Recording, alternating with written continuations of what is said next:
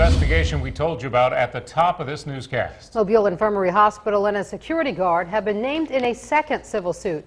Yesterday we told you how a lawsuit filed in Mobile claims there is surveillance video showing the guard and an off-duty police officer physically removing a patient from the property and dumping him on the sidewalk. That patient later died.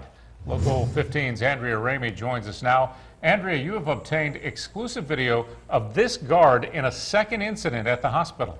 That's right, Greg. Security guard Shawn Poff, who no longer works at the hospital, is named in both cases. He declined to comment on either case and says he has no attorney, but with 2 lawsuits filed now, he will soon need one. Shawn Poff wasn't happy with this visitor who came to see her dying father in January. He points his finger and tells her to leave.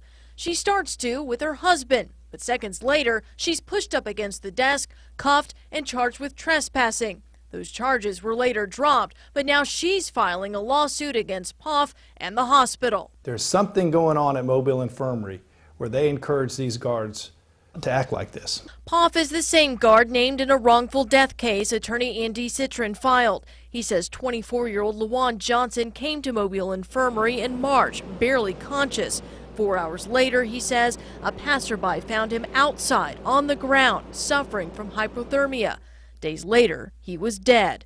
Citron says the ordeal is captured by hospital surveillance video that a court order prevents him from sharing with us. Once you see it, you'll never forget it. It'll never leave your mind once you see what happened to this young man. Citron says this security camera captured an off-duty Mobile police officer and a security guard wheeling Johnson through this gate and down this sidewalk. Citron says it's here where they dumped him. And you can actually see these officers dumping him out like you would a wheelbarrow full of trash.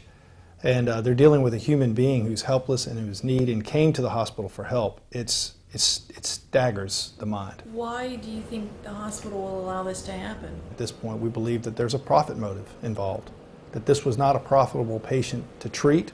They didn't want to treat him.